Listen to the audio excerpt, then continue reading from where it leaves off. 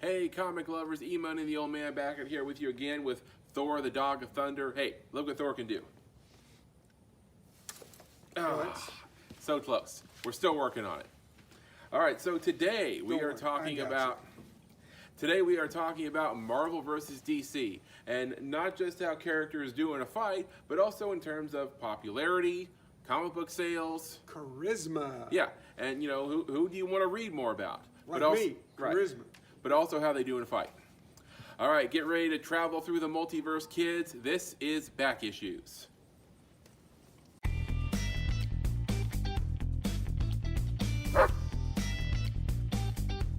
All right, comic lovers, so before we get started today, don't forget to hit the subscribe button, turn on your notifications, give us a like, and also leave a comment. We like it when people say hi, and we hope you're going to have some strong feelings about this episode today. I had some. Yep. All right, so in the history of comics, there's been all kinds of great crossover stories between Marvel and DC. EMoney loves his crossovers. I do love crossovers. It started with Superman versus the Amazing Spider-Man, and then they did Batman versus the Incredible Hulk, Spider-Man and Batman, the Uncanny X-Men, and the new Teen Titans, which I did not know about until yesterday. I remember that one. I sold quite a few of that book. Really? Okay. So there's been all kinds, and then in 1996 they collaborated with the massive DC Marvel crossover event, Marvel vs. DC, and it was a 4-part series, and it was really great, and it spawned 2 sequels, All Access and Unlimited Access, all of which I enjoyed reading.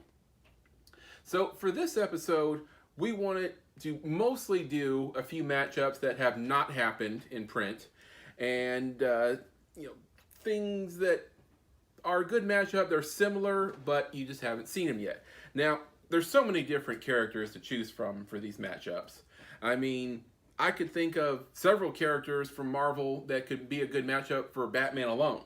I mean, you could do, Batman versus Captain America, Batman versus Iron Man, Battle of Billionaire Playboys, Batman versus Daredevil, Batman versus Black Panther. I mean, that could go on. So many to choose from. We had to pick a few. So, if you have some of your own, leave it in the comment section. All right, so first matchup today, ladies first, Captain Marvel versus Wonder Woman. Yeah, that's hadn't been done. Nope. And we're going to break this down in terms of backstory, Rogues Gallery, media success, overall interesting. And then finally, who would win in a fight? All right, so first off, Wonder Woman's backstory is pretty straightforward. Most people know it. It starts off, she was made of clay from her mother, Hippolyta, on Themyscira, and she was raised to be a warrior since birth.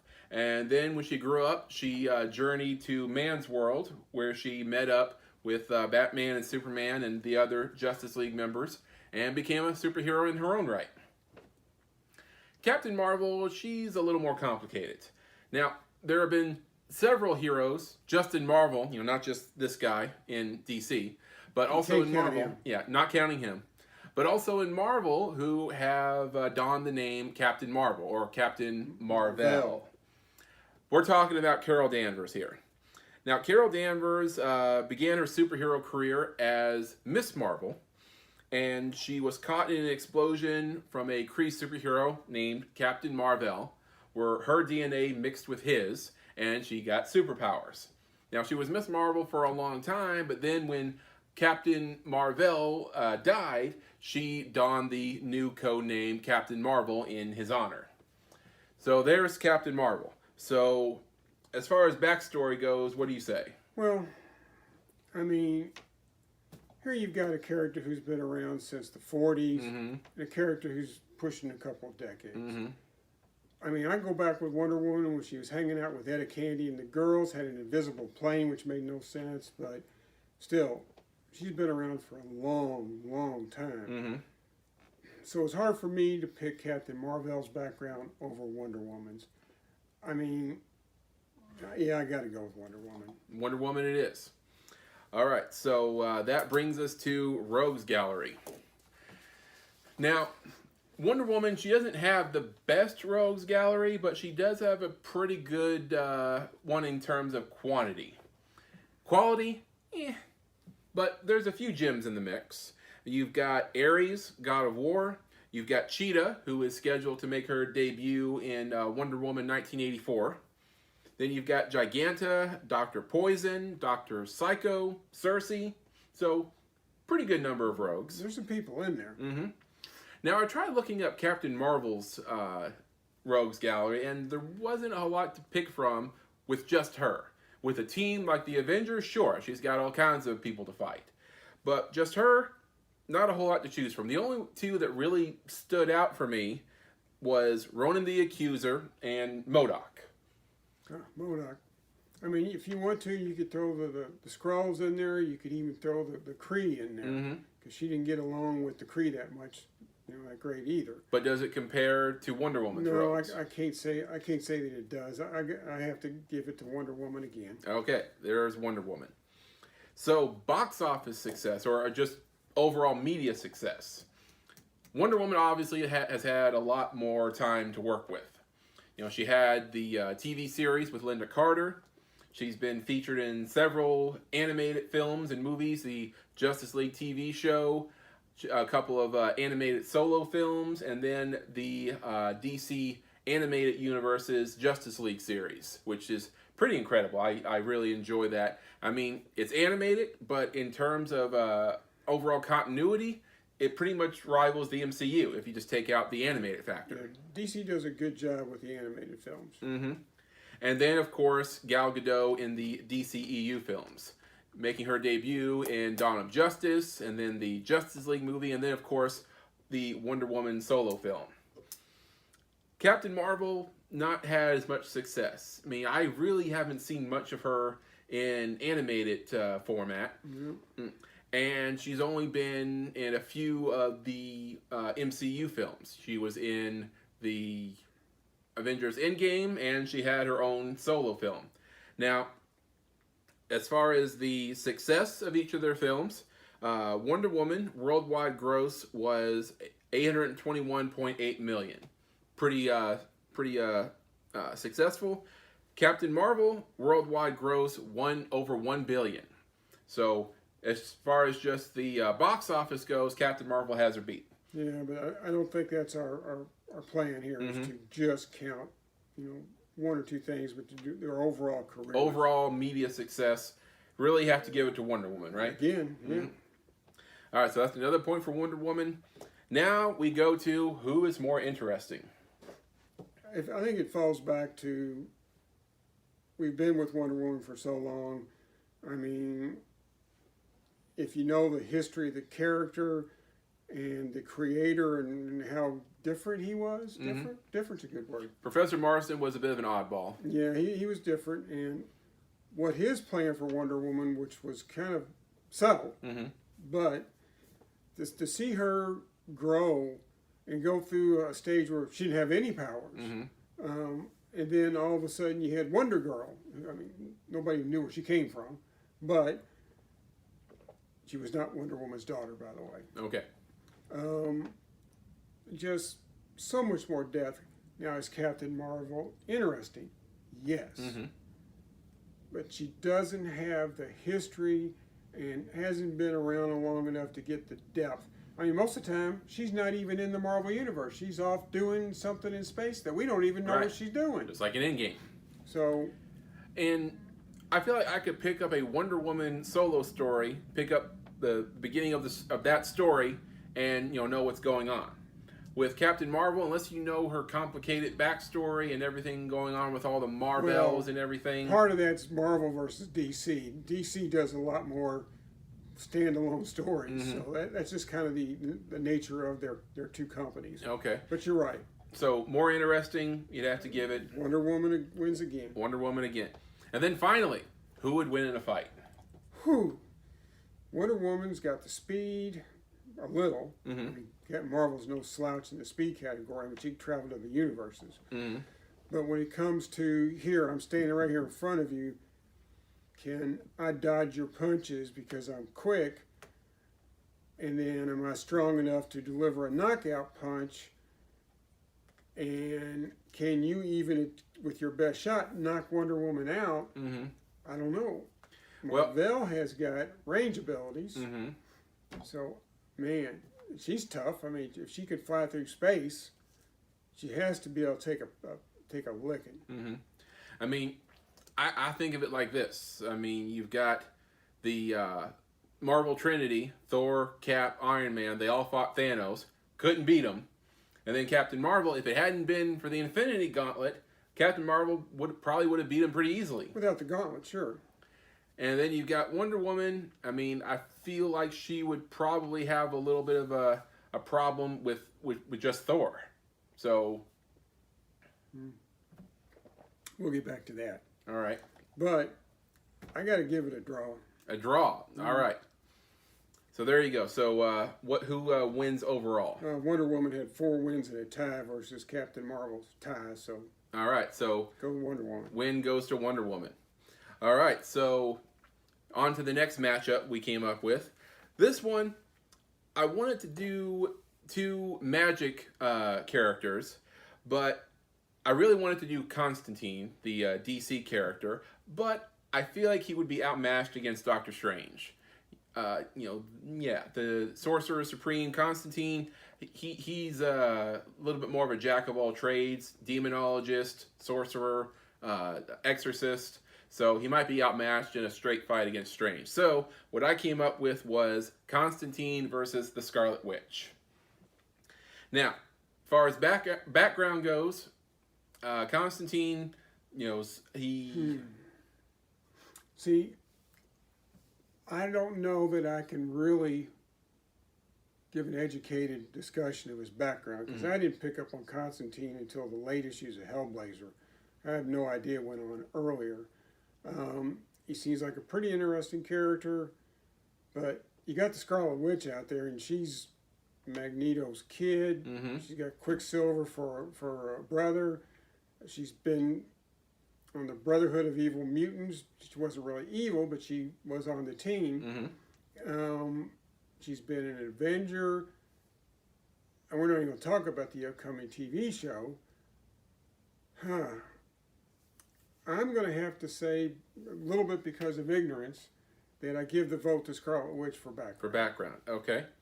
Now going into Rogues Gallery, and I have to say the pool here is pretty shallow on both ends. Yeah, I mean, Constantine, once again, a little bit ignorant here. Mm-hmm. I love Constantine, but he's got a handful of demons that he sees on any kind of regularity. Right.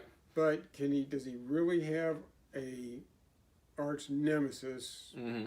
Just an evil bad guy. I mean, enemies that he has fought on more than one occasion have been Felix Faust and, depending on what their interests are, Lucifer Morningstar. Scarlet Witch, I mean, she doesn't really, I wouldn't say she has a villain who specifically hates her. I mean, she has villains that she fights, or people that she fights, I should say, depending on what team she's on. Be it the Brotherhood of Mutants, or the Avengers, or the X-Men. So, not really much of a Rogues Gallery just for her. So, just because, neither one of them are that great, I'd have to give the edge to Constantine. Really? Yes. I was going to say it'd be a tie. I mean, he has people that are actually out to get him, specifically. Okay, So- we'll go with Constantine. All right, so Constantine for Rogues I'm Gallery. going to give it for Rogues Gallery. All right, so next up, we have media success. Now, Scarlet Witch, she's never had a solo film, and I'm not really sure she could carry one alone if she did. Now, she has the WandaVision show with Which- Vision. Hasn't aired yet, so we can't count it because we've not seen it. Okay. But she has been, obviously, in several of the MCU films. And, she's been a great part of it, but I'm not sure their success is dependent on her in any great degree. Then you have Constantine, who has had some moderate success in media. He was in a solo film with Keanu Reeves, which made $230 million worldwide. And then he got his own adaptation, his best adaptation has been on the small screen, first in the 2014 sadly short-lived series Constantine. And that's a shame too, because that film was very underrated. That TV show was very underrated. If you get a chance, you should watch it. Mm-hmm. So that was starring Matt Ryan, and then they kept him going later on with first debuting in the Arrowverse on Arrow, and now he's a regular on the Legends of Tomorrow show. Well, that guy campaigned to keep that character going. Matt Ryan loved playing Constantine, so he wanted to keep it going. And good for him, because I enjoy the character. And on Legends of Tomorrow, he often kind of goes on his own adventures because he's such a mismatch between him and the other legends. Yeah, he's not exactly a spandex wearing superhero. No, absolutely not. And he's doing his own thing with maybe one or two of the other legends, and they're doing like the main story on their own over here. And in my opinion, when they've got two different stories going on, and one of them's Constantine steals the show. Mm-hmm. So, media success, I think I have to give it to Constantine, right? Me too. Mm-hmm. Now, interesting. I mean, Scarlet Witch is a pretty good character. I mean, the House of M was incredible, but the story was really good because of what she did. Yeah. It wasn't so much a great story getting the thing to happen. She was just kind of nuts. Scarlet Witch, she's got, she works better on a team. She doesn't really do well on her own, like I said. Constantine, he can do either way. He could be a solo act, or he could work on a team, Legends of Tomorrow, or the Justice League Dark. I mean, if you take the storyline where in Hellblazer, where Constantine was dying, and he tricked demons into basically curing him of his cancer by selling his soul to several different demons, and the head demon decided, I can't have this happen because these guys are all going to go to war over your soul, so I'm going to heal you. To me, that was a fantastic storyline. To me, Constantine is more interesting than the Scarlet Witch. Okay, so another edge to Constantine. Now, finally, who would win in a fight? Well, in many discussions about superhero versus superhero, I've always said speed is the most important factor. Back in the day when we used to take turns picking up our team that we would want, Doctor Strange was one of my first picks, because you're another Dimension C-by. You're out. He can fight Superman. Because if Superman doesn't focus on him first, Doctor Strange takes him out. But at any rate, speed is a huge factor. Who can get off their punch, their power? Who can get it off first? Who takes the advantage? Constantine, he has to draw circles on the ground, make these complicated gestures. He has to have components. Incantations. He has to have spell components. Scarlet Witch just makes a hand gesture and zaps you. I mean, at the most, she has to wave a little bit. So, I got to go with the Scarlet Witch when it comes to a fight. All right. Scarlet Witch wins the fight. So, overall, I think that, if I remember correctly, the overall goes to Constantine, correct? 3-2. 3-2. All right, so Constantine wins that one. All right, so on to our third battle. This one, little unorthodox. Joker versus Deadpool. Now, as far as background goes, they're not totally dissimilar. Most people know Joker's background. He was a petty criminal, not very successful at it. In some versions, he's a failed comedian. And he gets into a confrontation with Batman at Ace Chemicals, falls into the vat, and whatever sanity he had before then is gone. Face becomes disfigured, and he comes back as the Joker. Wade Wilson, he was a mercenary for hire. He got cancer, and then he undergoes a procedure that unlocks his mutant potential, and then he comes back a disfigured, still mercenary for hire who is impossible to kill, and dons the moniker Deadpool. Well, see, when we decided to score people in background, yes, their origins are very similar, but that's where the similarity ends. Mm-hmm. Because the Joker has been around since Batman '1, which was what, early 40s? Mm-hmm. And Deadpool's been around, what, 10 minutes? 90, was it 92, I believe? Yeah, it was, comparatively just a flash in the pan compared to the Joker. Mm-hmm. The Joker has been through everything. Mm-hmm. Deadpool, first off, Deadpool's not my favorite character by any means. Sorry.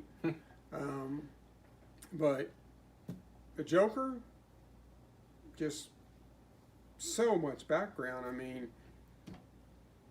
mean, teams up with Lex Luthor. Was in the what was the supervillain team?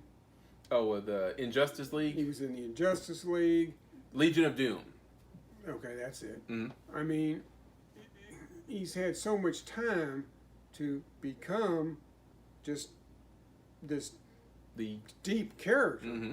So I think you have to go background to the guy who's been around. Background to the Joker. All right, so it's hard to do a rogues gallery with a villain and an anti-hero. I mean, Deadpool will fight whoever you pay him to fight, be they villain or hero. Joker fights one guy. He's only interested in one guy. Not really true, but for the most part, it's just him and Batman. Mm-hmm. So for rogues gallery, I think we have to call this one a wash. Yeah, I mean, yeah. Yeah. So, that That's a tie. doesn't count. Now, media success. Now, Deadpool's success in mediums beyond comic books is relatively new. Having made his debut in the '90s, he's been in a couple of animated shows and movies, video games, but he didn't really make it big until he was played by Ryan Reynolds. First in the mostly critically panned X-Men Origins Wolverine.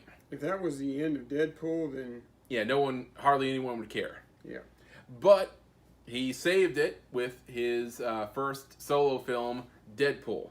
And it's one of the most successful superhero movies and R-rated movies of all time. If it had been rated PG-13, it would not have been nearly successful because No. he couldn't have told as many penis jokes in the first 15 minutes of the movie. Yep. Joker's media success goes way further back. First, really beginning with Cesar Romero, his first appearance in 1966 on the Batman TV show. Great actor, great Joker, and not so much of a good show. No. And he's been played by almost, well, depending on who you count, about a half dozen different actors since then. You've got Cesar Romero, you've got Jack Nicholson, Heath Ledger, Jared Leto, Joaquin Phoenix, Mark Hamill, and I also would give a shout out to Troy Baker, another voice actor who has done him, and also the actor from Gotham. They didn't say the Joker, but you gotta count him as the Joker. yeah, He he's the was Joker. Yes. So media. Also, you have to talk about the box office success. Deadpool, one of the highest grossing R-rated movies of all time. His first film made $782.6 million worldwide. His second film beating that record by $3 million. So 2 movies overall wins it, but the Joker film worldwide scored over $1 billion box office. Well, also, you got to count all the TV shows, all the other stuff. Mm-hmm. I mean, when you want to talk successful, I got to give it to the Joker. Okay, so media success overall goes to the Joker. I mean, without Ryan Reynolds, Deadpool, he can't even compete. So, have to give it to the Joker. All right, now, overall, who is more interesting? Now, the Joker has been a big part of what made Batman a huge success since 1940. Obviously, Batman's greatest enemy, possibly one of the greatest villains in all of comic books. Like we said, Deadpool's success is pretty young because he's only been around since the 90s. But interesting, I mean, with his fourth wall breaking and narration of his own antics, that's what kind of makes him so entertaining to so many people. If y'all can't tell, not a big fan of the Deadpool. I enjoyed his 2 movies, don't get me wrong. But the comic books, I mean, I know we've picked up a lot of Deadpool comic books recently, and I'll read them, but trust me, give me a Joker appearance in Batman, I'll read that 3 times before I'll read any issue of Deadpool. All right, so the interesting factor goes to... You make that call. Much as I love I'll watch the Deadpool movies over again before watching the Joker film, because it was a great film, but like once is enough, pretty much. You know, I don't really need to watch it again after that. So overall, though, I think I have to give it to the Joker. It was a tough call, but I'm going to give it to him. Kind of surprised me with that one, but all right.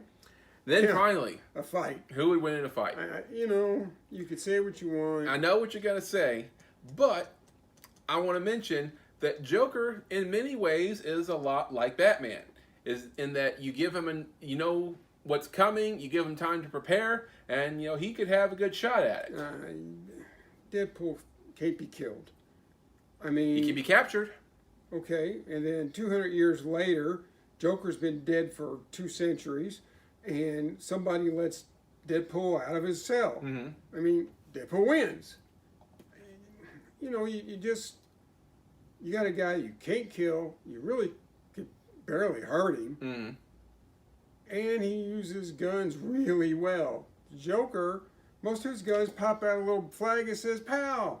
So unless he gets you with his, I wonder what Deadpool will be like with Joker gas. That's scary. But I gotta go hands down Deadpool in a fight. Okay, so that one goes to Deadpool. So who won that one?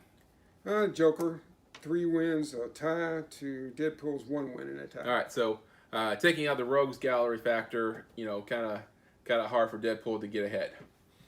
All right, so Joker wins that one.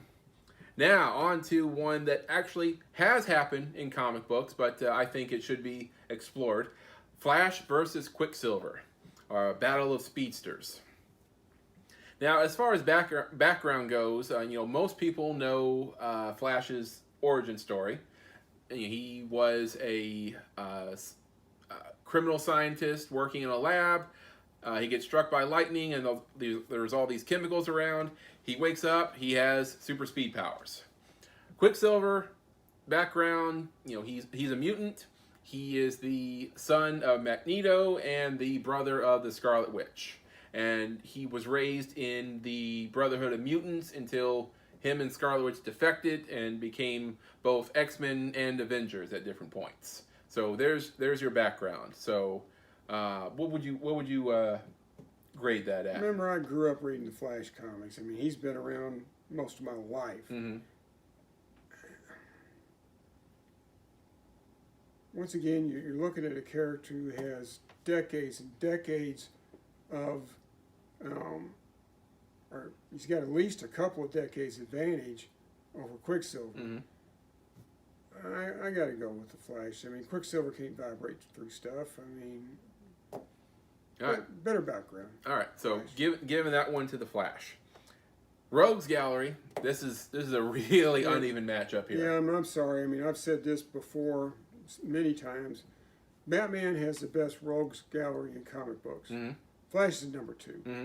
Aside Nobody from Batman, gets close to those 2 guys. I mean, just to name a few in Flash's Rogues Gallery, you got Mirror Master, Gorilla Grodd, Trickster, Captain Cold, Weather Wizard, Captain Boomerang, Professor Zoom. I mean, it goes on and on.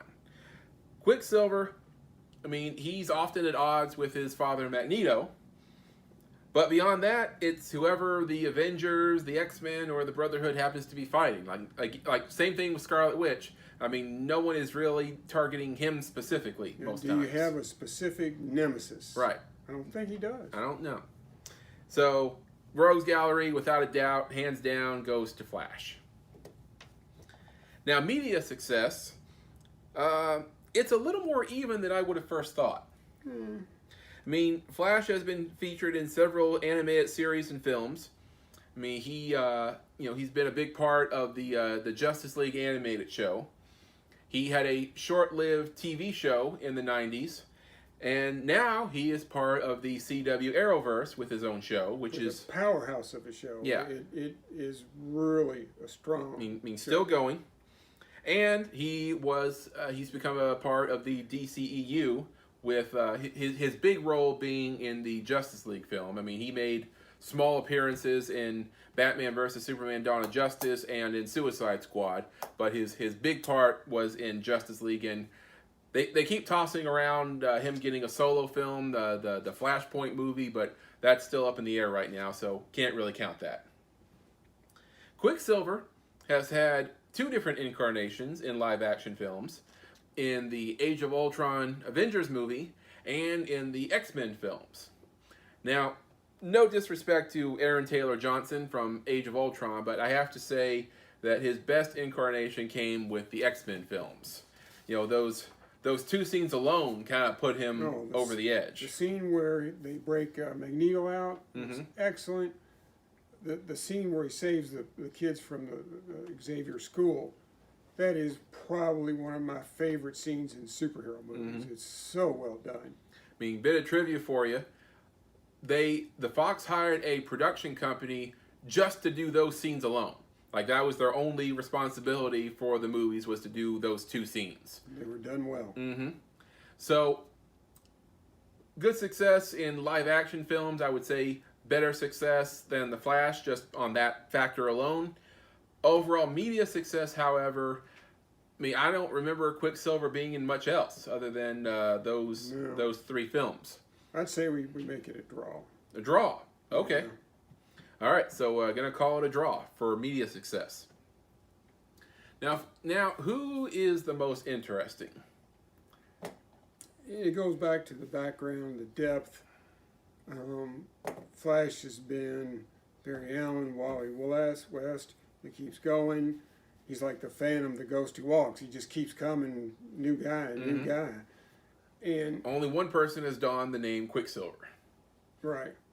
And that's not really a reason to make him more interesting. But I would put the death in Crisis up against the death in the Marvel movie.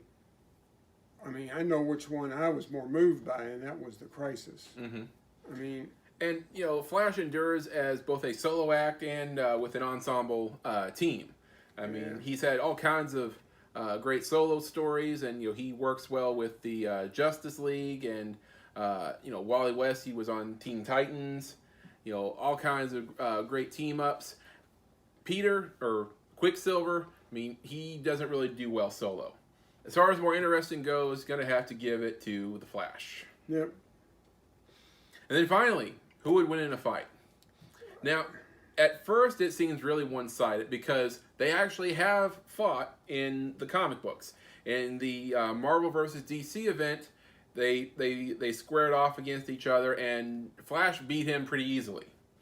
Because, I mean, Flash is so much faster than him in his own universe. Now, this is where it gets interesting because in the Justice League versus Avengers story, it becomes a little more complicated because, again, in the DC universe, Flash outruns him, beats him easily.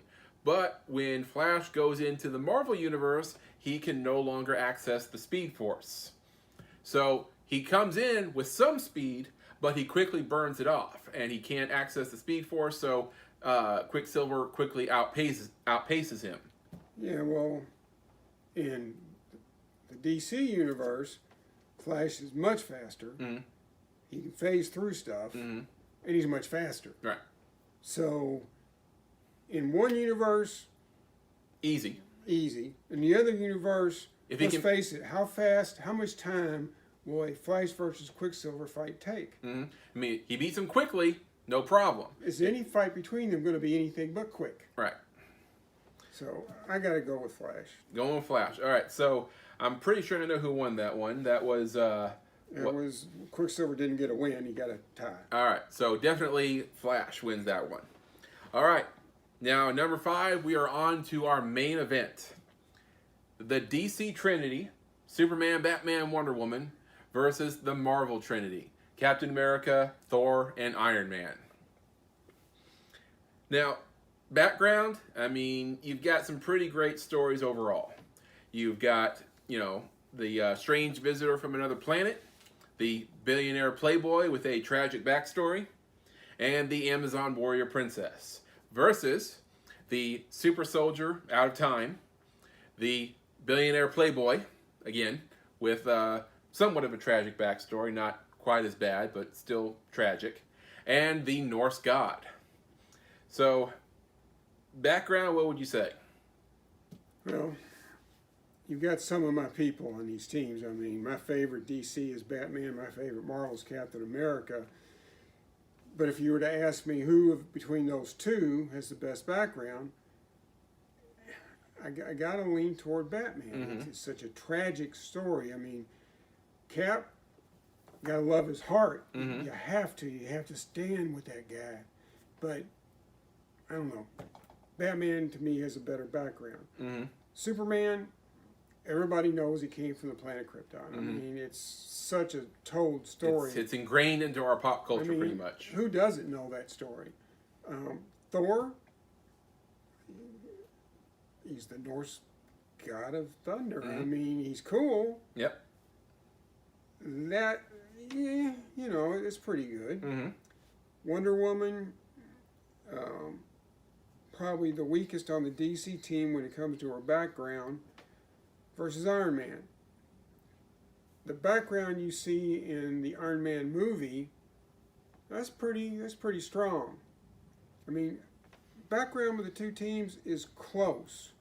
I mean, good Lord, Captain America was on the cover of one of his comics fighting Hitler. I mean, good stuff for both teams. Because of the strength of the Batman background, I got to lean toward DC again. All right. So DC gets a win in background. All right, so Rogues Gallery. I don't think there's any contest here. Captain America, Thor, and Iron Man all have good, strong Rogues Galleries. But who they're fighting as a team, I mean, it could be Thanos, could be Ultron, could be Loki, Kang the Conqueror. I mean, any number of villains could be up against him. He's supposedly coming up soon, by the way. Okay. But Batman and Superman's Rogue Galleries are so strong. I mean, see, you're hurting my soul here, having to pick between the two. I mean, the DC Trinity. I mean, you've got Lex Luthor, Darkseid, Ares, and in some situations, even the Joker. Well, over here you've got the Red Hood, Hydra, Loki. I mean, we've seen a bunch of Iron Man's Rogues Gallery in the movies and stuff. I guess I'm leaning toward a toss-up. All right, I think we're going to have to call this a draw. Now we move on to media success, and this one is all over the place. Now, if we were to do just in the last 10 years, then I think Marvel wins hands down. But we're not doing just in the last 10 years. It took Marvel a long time to get going with a lot of their characters in the media. DC, and they still haven't figured TV out. Right. DC pretty much crushes them before 2008. I mean, you've got Batman, who has had success in the Adam West TV series, one of the most critically acclaimed animated series of all time, Batman the Animated Series. He's had 2 different film franchises that spans 7 films, and he's been in Justice League. He's had all kinds of animated films. I mean, it's pretty incredible, Batman's presence. You got Superman, who began Adventures of Superman with George Reeves TV show, black and white TV show.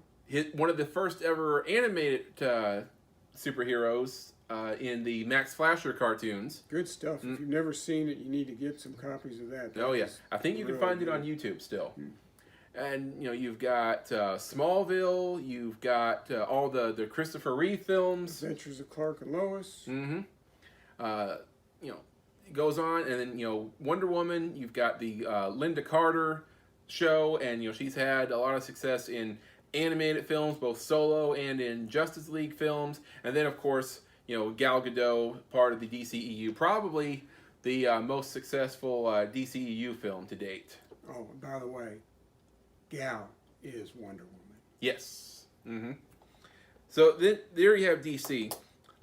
Marvel, with their Trinity, they got the ball rolling pretty much in 2008 with Iron They Man. couldn't get TV shows going in spite of Stan's huge efforts. I mean, The Incredible Hulk had some success. It was pretty good. And they tried getting other heroes to spring off of that. They showed us Thor, failed.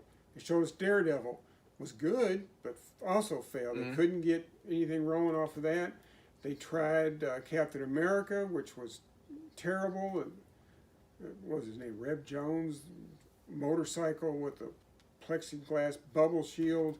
It failed. The Spider-Man show was okay, maybe a little campy. It failed. They just couldn't get TV going. They had a couple. They had a couple of animated shows.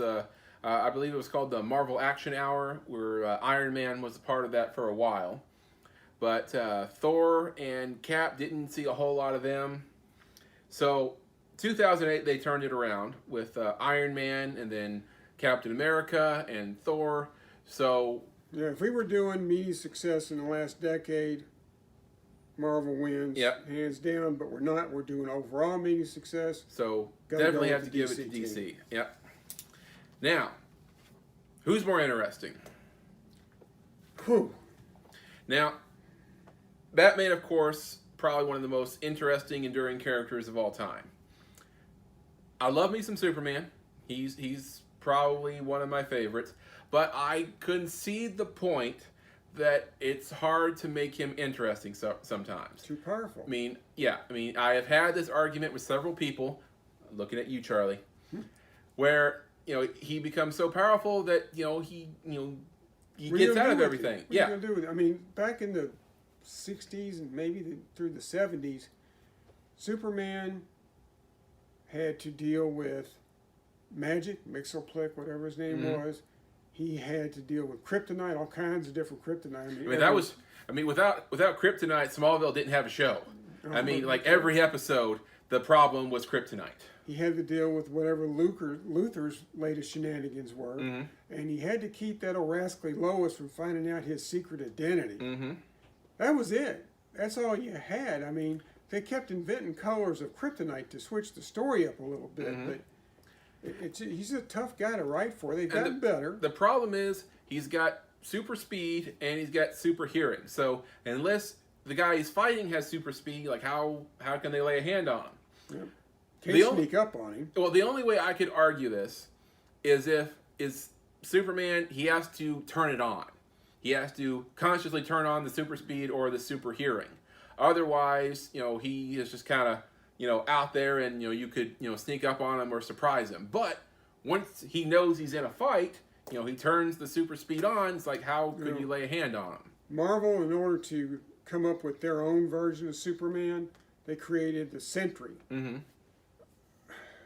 And I'm sorry, it was a terrible character. They tried to make him interesting by making him nuts. I mean, but still, you shouldn't have characters that are so powerful that if they don't like what's going on, they could turn the world around backwards and go back in time. Yeah, I never liked that. Nah, don't like it. So then you got Wonder Woman, which we already kind of covered earlier. And so there's DC. Marvel, Captain America, soldier out of time. Great character. Yeah, I mean he has his own struggles. He's pretty easy to write for because he's not all powerful. Iron Man, much the same way. Guy in a suit, and he's got all kinds of enemies, both of the magical variety and also in the power suit variety. Thor, God of Thunder, there's all kinds of cool stuff you can do with that. We just got done reading Thor, God of Thunder. Fighting Gore the God Butcher and what was the Dark Elf's name? Couldn't pronounce it, so I don't know. All kinds of great rogues and stories to choose from with that. So, taking all that into account, I sadly have to concede that as far as interesting goes, I have to give it to the Marvel Trinity. I mean, that breaks my heart a little bit, but I think I have to give it to them. Hey, This has been a very DC-laden win. Yeah. Now we go to who would win in a fight. Well, as much as I agree, the Marvel characters are interesting. They're good, strong characters. Love them to death. We go back to speed. Well, several of these guys have actually squared off in the comics. I tell people all the time whenever, you know, Batman versus Captain America comes up, they have, to my knowledge, they have come up against each other 3 times. 2 of them ended in a draw. As most superhero conflicts will. And you know, they decided that you know, they didn't need to fight anymore. The third one, Batman won. I have to clarify only because it was part of the Marvel versus DC crossover event, and in this event, the readers voted on the top 5 fights. So Batman won because he got more votes. So there's Batman versus Cap. The other logical matchup would probably be Thor and Superman, who have also squared off in Justice League versus Avengers. Now, Thor had all kinds of stuff going for him. You know, he's got a magical hammer, and Superman don't like magic. He doesn't like magic. It wasn't enough. Even then, it's a really great panel. You know, Thor comes down hard on him, hits him with the hammer. Superman catches the hammer. Too fast. Yeah. He says, "Sorry, pal. In my universe, the dials go to 11." So, wasn't enough for Thor to was too much for Thor to overcome. The next matchup is a bit of a mismatch. You've got Iron Man versus Wonder Woman. And I just don't see old Tony coming out on top on that one. Wonder Woman would rip that armor right off of him. I mean, he did fight Thor, which was a fairly even match. I think if Captain America hadn't interceded, I think he would have lost that one eventually. Thor beats Iron Man. Yes. But he squared off with him for a while, so Wonder Woman, bit of a similar matchup. And, you know, Iron Man would probably put up a fight, but I think he would lose in the end. Too much speed, too much strength, too invulnerable. What are you going to do? Yep. So, in a fight, I think we're going to have to give it to the DC Trinity. So, DC wins in the team fight. And they won in every category we threw out there. We're going to have some Marvel fans really upset with it's his fault. He did it.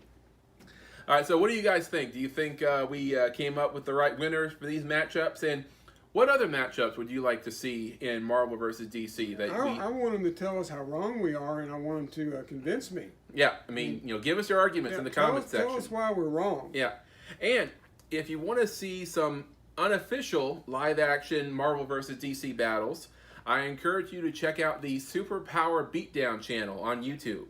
These guys, they do all these different battles between different characters, not just Marvel and DC, but they have done several of those. And some of the best ones you can watch are Superman versus Thor, Batman versus Wolverine, Nightwing versus Gambit, Punisher versus Red Hood, Wonder Woman versus Wolverine, Black Widow versus Black Canary, and it just keeps going on and on. Well, one of my favorites was not a DC versus Marvel.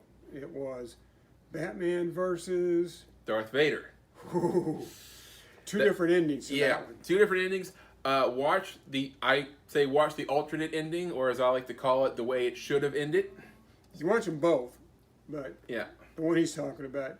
You're a baby. Yeah, so check out that page and tell him Back Issues with EMoney the Old Man sent you. We did. All right, so that does it for this segment. So let's head back up to the garage and see what Thor's gotten into. Well, hopefully nothing. All right, comic lovers, it's time for our favorite segment, Stump the Old Man. Back up here with my Thor. favorite too. All right, so minimum 2 out of 3 to win. So let's get her started. All right, first question today. What did SHIELD originally stand for? Well, there's been a bunch. There's like some Homeland Strategic, something silly. But originally, I think it stood for Supreme Headquarters, International Espionage, Law Enforcement Division. That is correct. I was That- worried. You kind of pulled that out of your ass, didn't you? A little bit. I used to know that one real easy. Like, I know that UNCLE stands for United Network Command for Lawless Enforcement. Don't know why I know that, but I do. In 1991, it was changed to Strategic Hazard Intervention Espionage Logistics Directorate. What does logistics have to do with SHIELD? Being in the right place at the right time. I don't know. Knowing how to get a big-ass helicarrier to where it's supposed to be, maybe, or whatever. And then for the MCU, it was changed to Strategic Homeland Intervention Enforcement and Logistics Division. Well, I'm going to agree with one guy in the movie, what he said. Boy, somebody really wanted our name to come back to SHIELD. Yep. All right, so that's 1 for 2. On to the next one. And today, I have a Thor and animal-related question. Oh, boy. All right, so number 2. What were the names of Thor's goats? What? Thor had goats? Goes all the way back to the Norse mythology. I remember Odin had a pair of crows. I don't remember no goats. I don't know that one. Their names were Tooth Gnasher and Tooth Grinder. Oh, I do remember that. Those were in the Thor God of Thunder stories we just read. They were the Oh. Asgardian goats that pulled his chariot whenever he used it. Yeah. Yep. This is all your fault. All your fault. It's okay, boy. It's not your fault. If it wasn't for you, he probably wouldn't be doing these stupid animal questions. You give him a treat. Yeah. All right, so 1 for 2. All right, so since we did Marvel versus DC today, I thought we would do a Marvel versus DC question. All right, what iconic Western Marvel character met iconic Western DC character Jonah Hex in the Marvel DC crossover event Unlimited Access? Well, I'm going to have to do a guess on this one. I know that Marvel only had 4 Western heroes. I know it wasn't Ghost Rider, and yes, there was a Western Ghost Rider before the motorcycle guy, but it wasn't him. That leaves Kid Colt Outlaw, the Rawhide Kid, and the Two Gun Kid.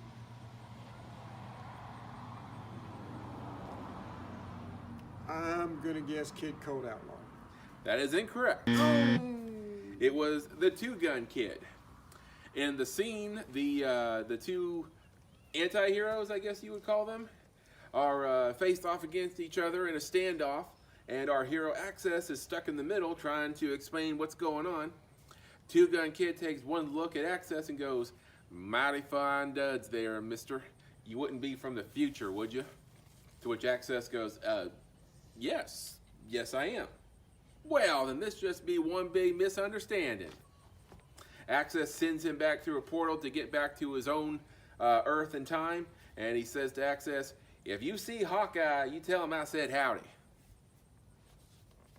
All right, so 1 for 3 this week, so better luck next week.